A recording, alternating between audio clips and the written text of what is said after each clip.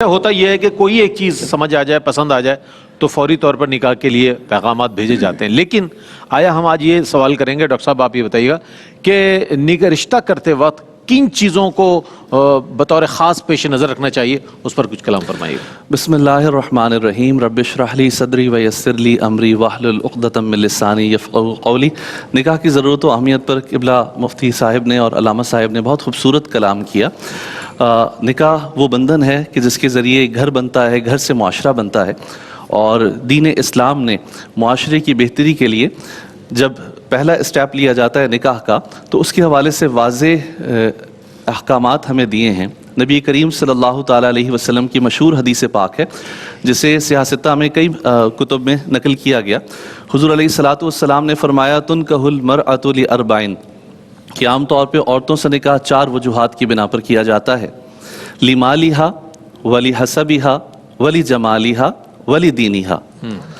پھر فرمایا فاظفر بذات الدین تربت یداک، کہ بعض لوگ نکاح عورت کے مال کی وجہ سے کرتے ہیں، بعض عورت کے حسب نسب کی وجہ سے کرتے ہیں، بعض اس کی خوبصورتی کی وجہ سے کرتے ہیں، اور بعض دین کی وجہ سے کرتے ہیں، اور جو دین کی وجہ سے کرتا ہے وہ کامیاب ہو جاتا ہے.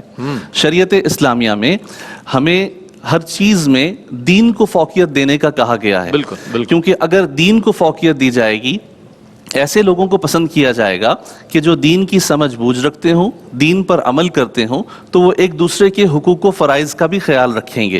ہمارے معاشرے کے اندر بسا اوقات ہم مختلف وجوہات کی بنا پر اس کو رواج دیا گیا یا نکاح کرتے ہیں، اور اس کے اندر سمجھیں کہ اسی کی اگر ہم غور کریں اس حدیث پر تو ذیلی اور بہت ساری وجوہات بھی نکلتی ہیں. مثال کے طور پر یہاں پر جیسے کہا گیا حضور علیہ الصلوۃ والسلام نے مال کے لیے، تو بعض لوگ نسب کے لیے کرتے ہیں، بعض لوگ جو ہے کسی بہتر منصب کے لیے کرتے ہیں.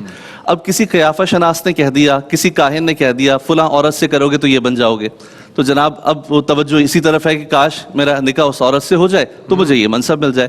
اسی طریقے سے کوئی بڑے منصب پر ہے، اس سے وابستہ ہونے کی وجہ سے مجھے بھی اچھی اپرچونٹیز مل جائیں گی.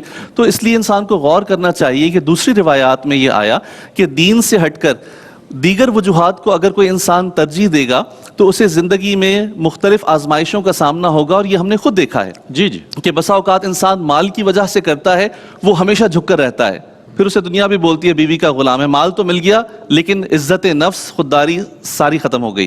اسی طریقے سے کوئی خوبصورتی کے لیے کرتا ہے تو ایک وقت پر خوبصورتی تو ڈھل جاتی ہے، پھر اس کی توجہ کسی اور جانب ہو جاتی ہے.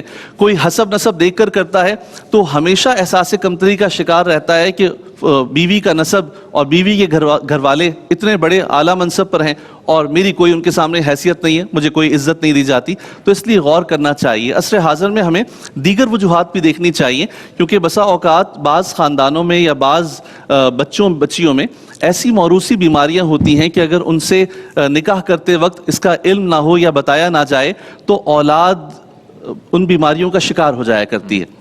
ہمارے ہی ساتھ کے ایک ملک کے اندر نکاح سے پہلے تھیلیسیمیا کا ٹیسٹ کیا جاتا ہے، اور میں یہ سمجھتا ہوں اس طرح کے میڈیکل ٹیسٹ کرنا بہت ضروری ہے، کیونکہ اگر لڑکی کو اور لڑکے کو دونوں کو مائنر تھیلیسیمیا ہوگا تو بچوں کو اکثر میجر تھیلیسیمیا ہوتا ہے.